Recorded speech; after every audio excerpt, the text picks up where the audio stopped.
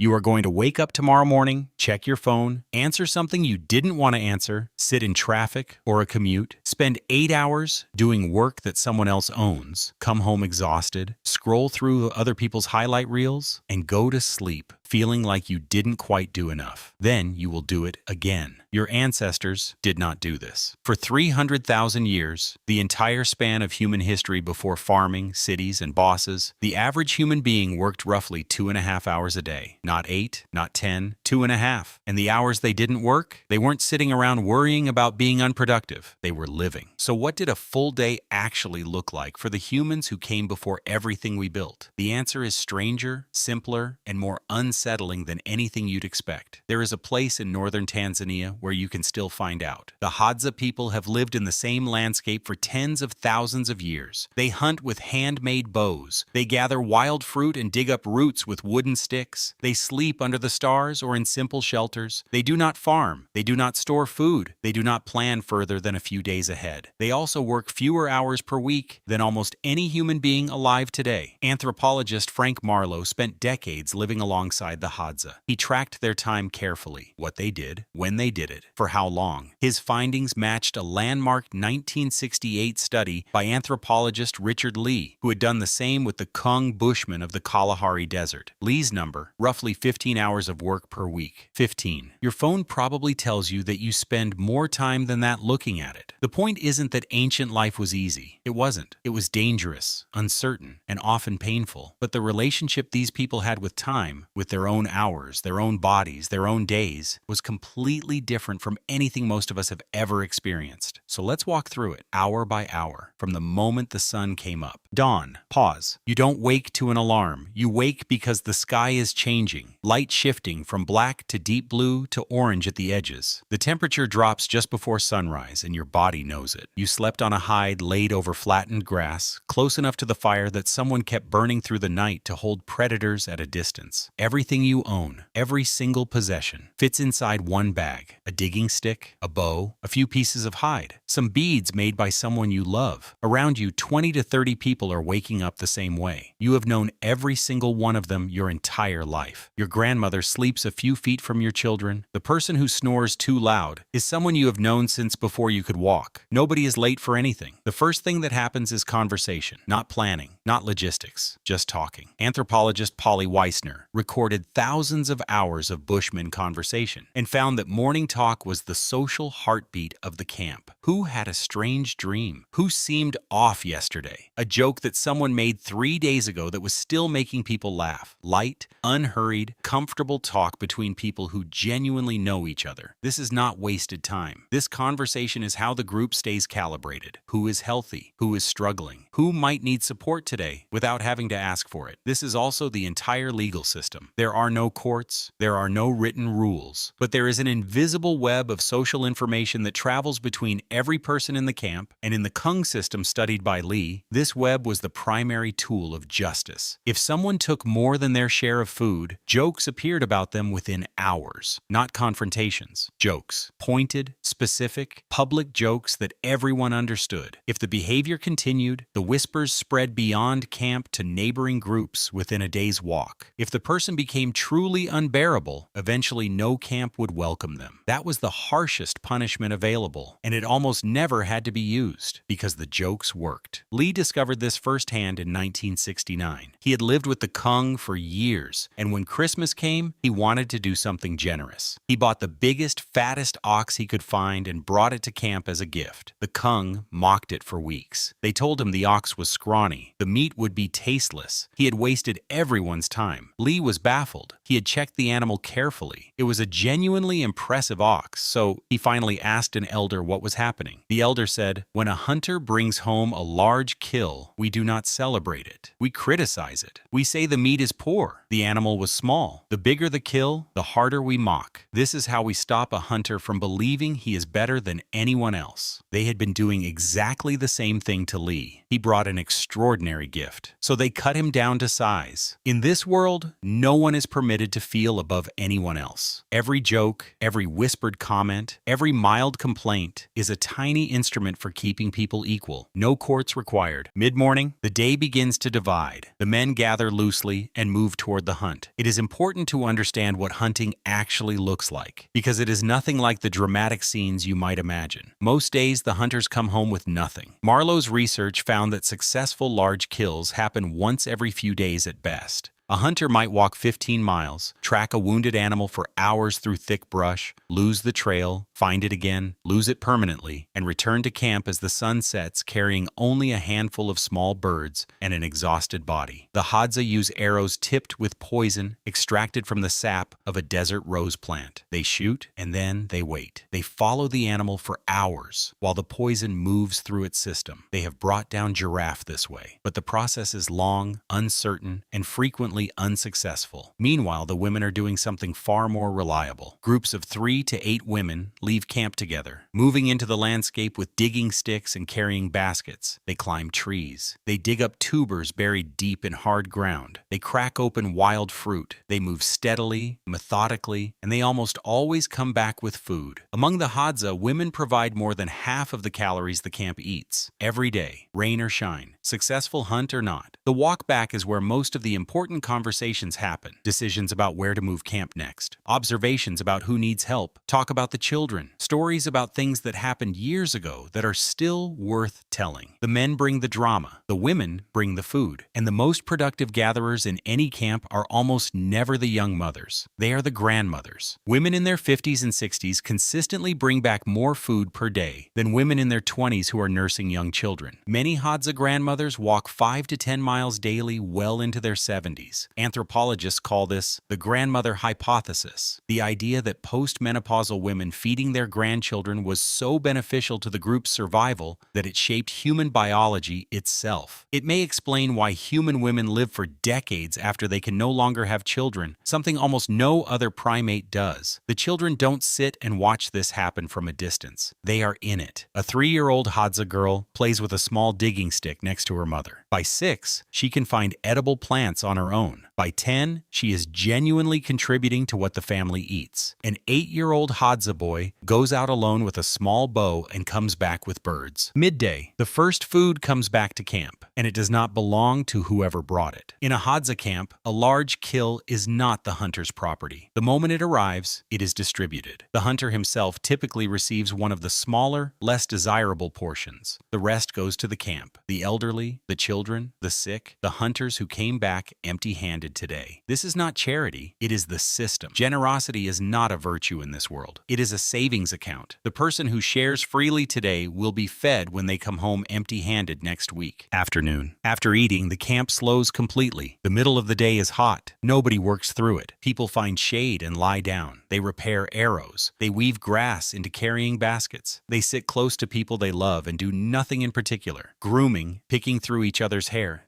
is not just hygiene. It is physical closeness. Children nap on adults who are not their parents. Nobody checks anything. If there is conflict, and there is because these are humans, not saints, it is resolved in a way that is almost impossible in a modern life. You pack your single bag, which takes 15 minutes, and you walk to another camp for a few weeks. The Bushmen called it voting with your feet. By the time you return, the heat has passed. Most conflicts dissolve this way, without confrontation, without resolution, without anyone having to be right. You cannot do this with a mortgage. Late afternoon, the pace lifts again. People walk to neighboring camps, a few miles, an easy distance, to visit relatives, carry news, settle quiet arrangements about marriages or trades. The same small network of camps stays connected year after year, generation after generation. By adulthood, a Hadza person knows more than 100 people personally, not as followers or contacts, as people with full histories, known faces, specific laughs. The hunters return. Most days, the women are the ones who actually fed everyone. Cooking begins as the light drops. Then the whole group eats together. Every night, everyone. And after the meal, the fire. Stories that have no point except to be good stories. Laughter that goes on longer than the joke deserves. The sky above enormous and completely dark. The Milky Way not something you drive to see, just the sky. Then sleep. This is not paradise. Children died. People grieved. Sickness came without explanation and left without mercy. Violence existed. Life was hard in ways that are difficult to fully imagine. But there is a specific kind of suffering these people did not seem to carry. The low, constant weight of working at something you don't believe in, to pay for a life that never quite arrives. The late-night comparison of yourself to people you have never met and will never meet. We made trades, real ones. Vaccines, antibiotics, surgery, longer lives, fewer children dying before they turned 5. These are not small things. Nobody serious is suggesting we go back. But we also made trades we rarely examine. We invented agriculture. We invented the concept of work that someone else owns. Your body did not change when we made those trades. You still have the nervous system, the hunger for touch, the need for sunlight and real sleep and